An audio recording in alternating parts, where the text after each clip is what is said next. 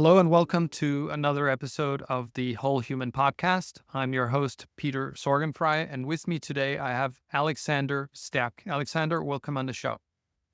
Thank you very much, Peter. Nice to be here. Alexander is the founder of Vesper, and I wouldn't do it justice by explaining what it is. I would say it's a commodity platform. But what does that mean? So, Alexander, for the people who may not know you or Vesper, could you please introduce yourself and what it is that you're up to? Yeah. So the thing is that at Vesper, we're up to basically a commodity intelligence platform. So we sell in a subscription-based model, intelligence about sugar, cocoa, dairy, oils and fats, all basically a lot of food commodities that companies use to make chocolates or bakery products, etc. We supply them with the intelligence, and that's what we do. And on the other end, we just launched, actually was super excited, a marketplace for dairy, where people can buy and sell dairy commodities. So that's the latest product that we launched. And that's what we do. I was a trader for roughly 7-8 years, mainly dairy. And then I found out the information flow was quite old-fashioned. And I thought, if I create a platform where you basically have all that information, it makes it so much easier to have negotiations, to have discussions. And so that's what I was doing. And it was in Amsterdam. And I thought it was a good idea.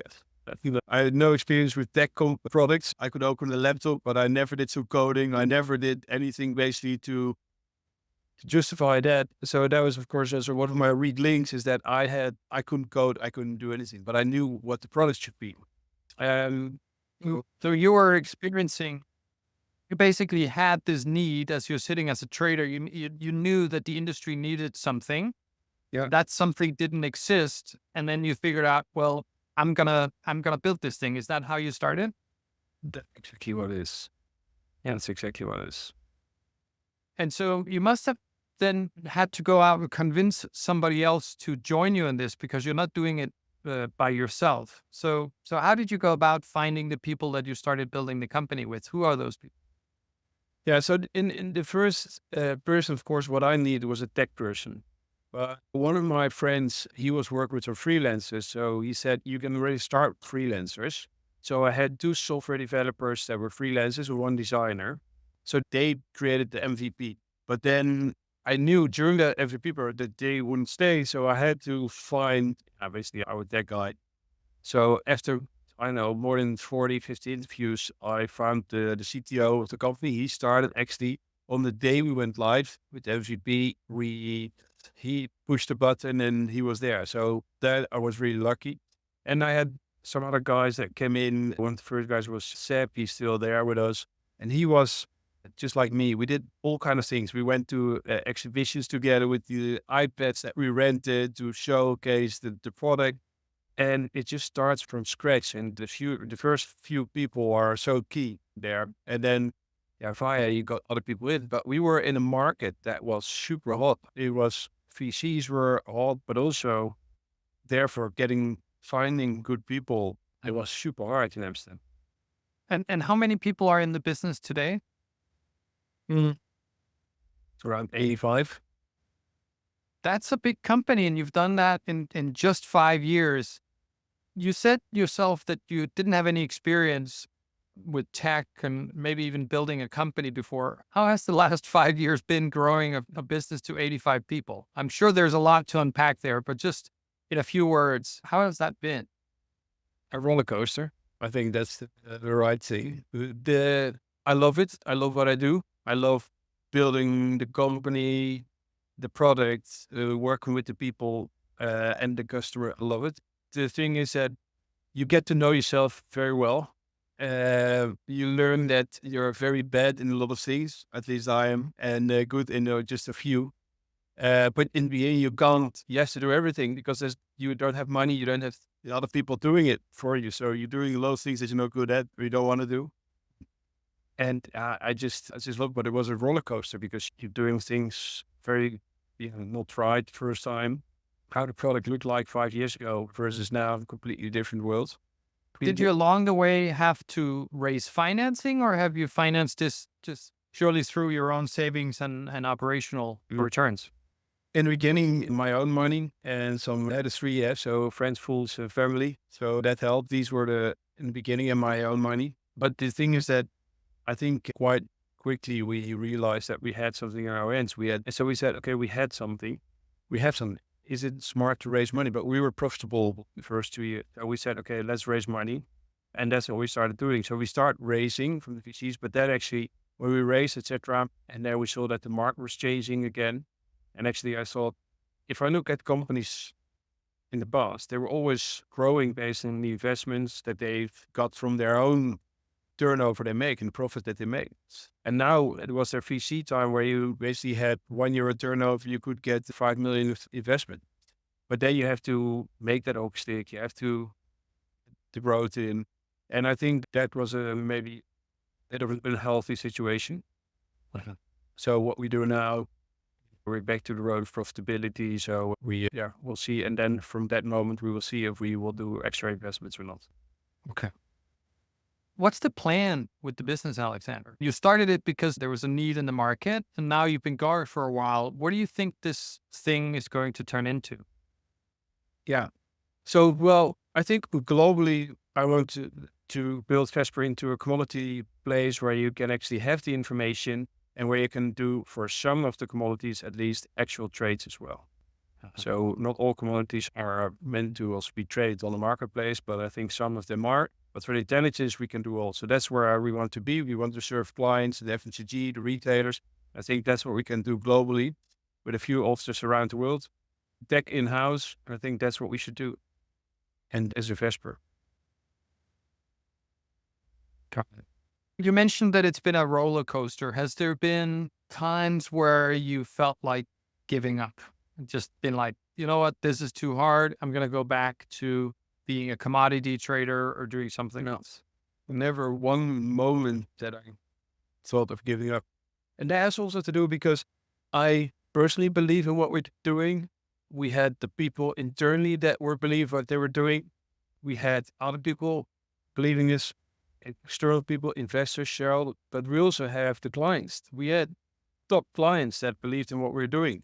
And there was so much space to grow, to improve. And even though that sometimes it was hard, and it will always be, right? It's a road. It has ups and downs. Then somebody leaves that you're like, oh, why? But then actually somebody else, you think it's, oh, we can't replace this person. Then somebody else comes in that surprises you, and you go like, wow, actually, that's amazing, that person.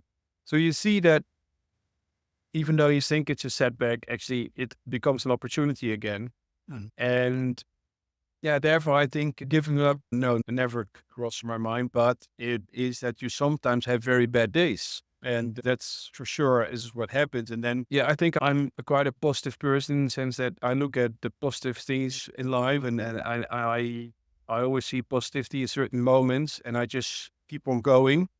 And I think that helped me along the way, but it also helped me that the people around me that believed in me, in the team, the customers, the family at home, that helps me. So I think that, yeah, all these things together, make sure you don't give up. And you also had a situation where you relatively quickly reached profitability, right? And you managed to have a buffer going in with some of your savings so that you could make the initial investment. So you also didn't have that external pressure to create a return as fast as others might. You mentioned briefly your family, you had the support of them. How has this road been for the change that went from you were a commodity trader, which is also a fairly high intense environment, I can imagine, to being a startup founder? Can you share a little bit about the dynamics at home? What have been some of the positive side effects, perhaps, and what have been some of the challenges you've had? Well, I think what is big difference is, especially in the beginning, when I told my wife that I wanted to start this business and I have this idea, is that she wasn't that happy because she said, I would love to have kids, raise kids. And we didn't have kids when I started and I want to marry. And all the money was gone into a complete. And she said, yeah, and you will not earn money in the beginning. How are you going to do it? But luckily her father was an entrepreneur himself. He said one of the biggest dentist chains. And he said, so she knew a bit about, how living in an environment where somebody takes risk is setting up an own business is helping. So I thought in the beginning with quite some tough discussions, but then actually she started supporting the idea. Of course, when I had a lot of flexibility because we didn't have kids. And then the kids came in and it became a different story, right? Because you want to be there, but also you want to be at the company. And balancing that is still one of the hardest things I found at the moment. Still spending time in the helping in the morning or being early away and coming back late. And that balancing I didn't find the key yet to unlock it, basically. It's not in balance always. And yeah, that's just, we try to manage it at home also with some extra help. But it's not an easy one, I found. And the company there's just always something to do. There's always work. And this probably has everybody that started their own business. And what I do is I have a strict planning. I start now focusing more and more on things that I'm good at. So I do a lot of work that I like more and more. And that's because the company's growing, but still, yeah, there's always something to do. And it's always also in my mind, even though maybe I am relaxed, it's always in my mind. And that also plays a game. But because I really like it, it's not a problem. Right. It doesn't stress you out in a way. It feels like it's energizing, but there's always something going on.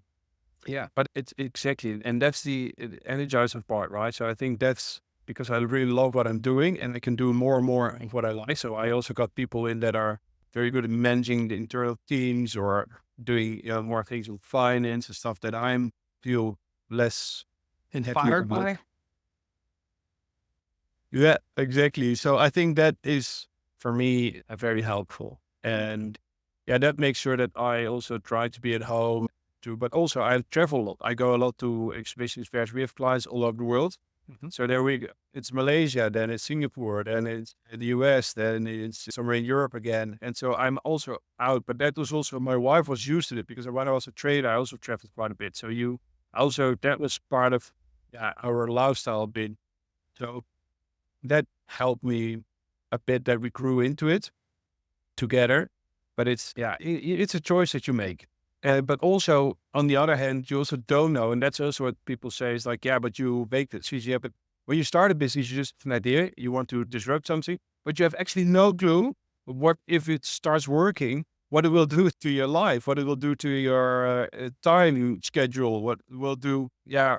So with your mind, so you have no clue on that when you start. So it's also, you just have to experience it and deal with it. So it sounds like you have a really good setup. You've been able to attract talent that can help you manage the things that you're not so inspired by and run the business. You've been able to grow from nothing essentially to a fairly sizable global business with a spouse and a partner with whom was with you for that journey and supported you in those ways. Not everybody is that fortunate, right? Not everybody has that kind of support or managed to do those things. What do you think has set you apart? Obviously, you've married well because you weren't married at the time, I think, right? But you found that life part. Correct. So Yeah, yeah. congratulations on that one. But what else do you think done or what sets you apart that somebody can be inspired by and saying, if I'm struggling managing all this stuff and I'm listening to Alexander, what would you tell them? What kind of advice could you give? I think it's a few things, but one is focus, right? So focus on really the things that matter to you. You can't do everything, right? So what I see is that people want to do everything. They want to be part of everything. It's try and make choices. I can't. It's not always best. Yeah, it's not always most fun, but that's what I do. So when the weekends, I also want to spend a lot of time at home, and I'm already gone a lot. So that's what I also need, that time and space with family. But also, I think what is the most difficult part in the beginning, what I think is the most difficult part, at least from my side, is making decision from a night job where you have what I enjoyed as well as a quality trader, what was a good setup in life, making decision to do something where you get all the insecurities of life.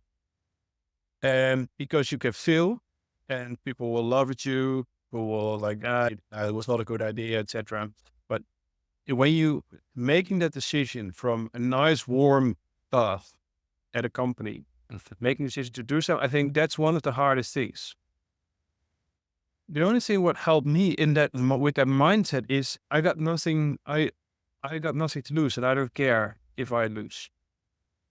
Right. So what I mean with that is I've got a salary to lose. Yeah, I got a job to lose. But if the worst case scenario for me was if I fail, I will just become a quality trader again because I know that I can do that. I'm good in that job. It's fine. I will find one. I maybe lose 1 year, 2 years, but yeah, nowadays how often people are going surfing in Bali for a year, whatever they go out. I think it will not really change my complete roadmap of my work life. So I thought I can just try it out, do it, and if I will learn something, I fail. Worst case scenario. So I burned a lot of money and then I failed. Otherwise, if it works, hey, cool. I've got something new. I can learn. I can develop myself and challenge myself. So with that mindset, and then when you do it, when you have the idea, then I think you really need focus. You really need to know, okay, if I'm going to do this, it's something new, set up from scratch. You really need to dive into it. You need to spend time on it, a lot of time, because at the end, we're going to say, yeah, but I need a good work-life balance, etc. I understand that, and I would love to give to everybody. But when you start a business, yeah, it's not for a lot of people given that they have a great work-life balance and start a company. Yeah, maybe some companies can do it, but I think majority can't do it. So it is making hours, it is grinding, it is a lot of hard work. But I think if you really want it, then you can get it. And that's what I wanted. I wanted this to work. And I saw the positivity and then I just do it. And a bit of luck, right? Everybody needs a bit of luck as well. Absolutely. But I think the thing that you started with by answering focus, I think that's actually key. And what happens to a lot of founders is there's all these things that they have to do. And so they run around doing all these things instead of focusing on what is the one thing, the three things I need to do today to move the needle. What I see, and one of my pet peeves, is a lot of founders in the early days spend a lot of time on activity that is outward facing, marketing, participating in conferences, doing all this other stuff, instead of focusing on things that are inward, which is let's make sure the tech works. Let's make sure our service process works. Let's make sure our team is happy. Let's make all the stuff you do inside is what's going to make you a great company over time. But it seems to be the reverse. It's like, I'm starting a company, you're announcing it to the world, and then you go talk about it outside instead of actually doing what you need to do in the business. Yeah. You don't seem to have made that mistake. You seem to have been very focused on, with your freelancers in the beginning, building a working product, service. And then later on, in the last couple of years, you started becoming more public about what you were doing. Is that fair? Is that reasonable? Did you manage to do it that way? Yeah, and I will add on that. I think you say a very, I completely agree. The thing, and what I add on that is that there in Amsterdam, there were so many events also globally about these SaaS companies, SaaS events. You can talk to VCs the whole day. You can talk to, how you say that, other entrepreneurs that start something, etc. I almost did none of that. None of that. I was just focused. I was like, why should I talk? It's good to learn. I had a few advisors around me because I know that I need to learn. The game is already played of companies. So I did, of course, find some people around me that I can help, advise, learn.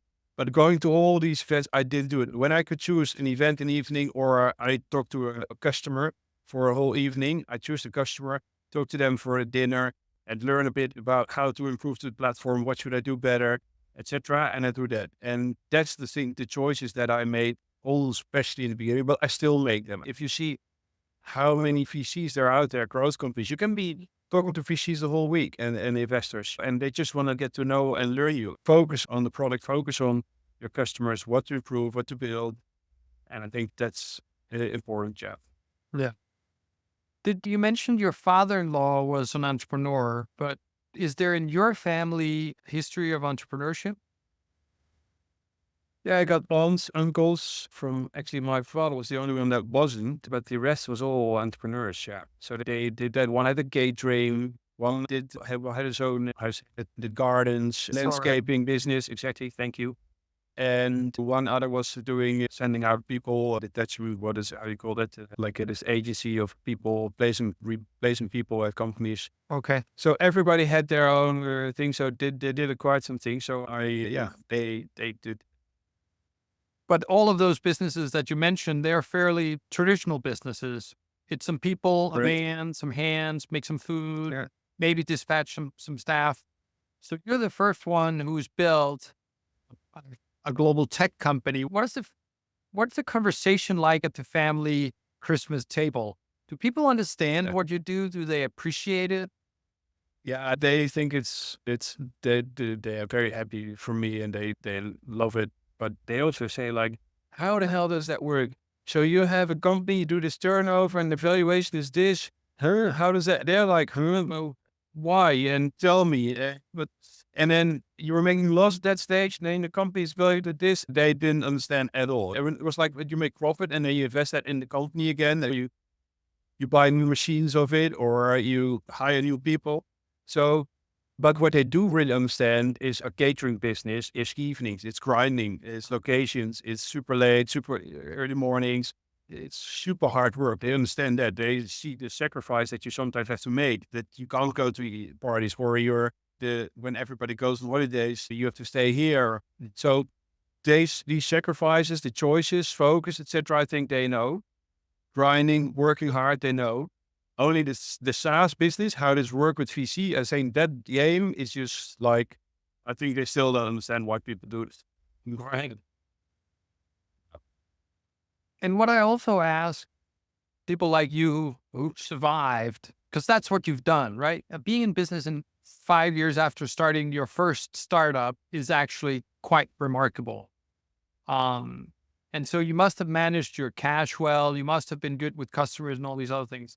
But I always ask somebody like you, outside of focus, which we've covered a little bit, what is one piece of advice you would give somebody who's thinking about starting a company, who's sitting in that hot tub, in the warm bath, and contemplating, maybe I should do what Alexander has done in my industry? What piece of advice would you give them?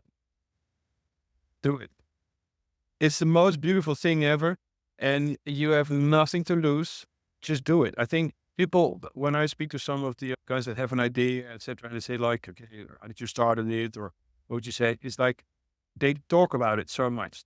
They go for coffees, they speak, they think about it, they think, and it's just, I would just do it. But then I think the execution part, what I see is with a lot of people, they are super smart and they have a good idea, but then the execution part is the difficult part. And I think that's where you need to be a bit, how you say that, a bit, informed. Analytical? A bit. Yeah. Yeah, you need to be focused, but also a bit informed. You have to just pick up the phone, call people, be a bit not in the sense of, you just have to, people don't make time for you. You have to ask them for time. You have to take it a bit, right? And I think that's what I mean with execution is like, you think about it and the idea you can do it. But if you think it's a good idea, okay, then just execute on it. Go for it and grab it, take it, right? Because nobody's going to give it to you. So just grab it, call the people that you need, ask for it, find out, go for if you need software developers, or do you need the computer, ask for it, be a bit proactive from that as well. And I think that's what I see that people find difficult. They all look at, but what if this and what if that, and maybe I don't have to. That's all true. But there's so many what ifs in life. Just do it and you will see what happens. And all the what ifs for the company, you don't know yet. I mean, when you started, you had no idea what you end up with. And Right. yeah, I think that's so. I asked this question of all my guests, and every single one is like, just do it, just start it, right? And I don't know if it's because we're talking our book, because we're doing it and we're enjoying it, or if it's because we realize that nothing ventured, nothing gained, right? If we fail, I failed with a couple of companies. I just pick up and in my case, I start another one because that's the only, I don't know how to be I just know how to start companies. Yeah, I know. So I think that's an important one. But the other one is on the execution part where you mentioned something which many founders struggle with, and that's the ask. That's actually going out to people. Hey, Yeah, good Hey, point. I'm doing this thing. I'd like to share with you. I'd like to ask feedback, or can I borrow some resources, or can people are so afraid of getting rejected. I was on a phone call with a person who's worked in sales for many years, and he's essentially trying to teach me to be better. So I have a coach, right? I'm a coach and I have a coach, and he's teaching Yeah. me even at 50 to get better to ask for stuff. He says, Peter, I have called so many people in my career. They've called me so many names. I don't remember a single one of them, and Yeah. they don't remember me. So if somebody says no to you, you just move on, or you're persistent if you really want to do a deal or whatever it is. But at the end of the day, there's 8 billion people in the world. There's millions of customers for whatever somebody who's listening to this is selling. If somebody's saying no, just move on to the next one. Right. And Yeah. it's the same thing with getting help. It's that ask. I think that's where in the combination with you just don't care, or you just said, oh, so when I needed something in the beginning stage, I just called somebody immediately. I thought about it, call immediately, or I tried to get the number, tried to get that person. I want to speak it within 5 minutes. Whereas I see a lot of people go like, yeah, but let's set up a call. I send them an email, a very long email, start to explain everything, and then set up an email. And then in 2 weeks, maybe 3 weeks, you have a meeting, plan somewhere, etc. Whereas I was execution now, I want to know now, get speed in, I want to have the answer. I want to know if it's a good idea or not, or what. And I think asking it, that people are maybe rejecting, I think one form, but also they're used to be that polite, right? I think you need to be not that polite in the beginning. And you're It's adding the urgency, which I love. Instead of trying to set a meeting saying, hey, do you mind if I call you this afternoon? Because if they say no to that, you can say, well, what about tomorrow morning? Right. Instead of waiting for somebody's calendar to free up for 30 minutes in the future. Alexander, we have to start rounding off. What is something I haven't asked you today that I should have asked you so that you could share your knowledge with our audience?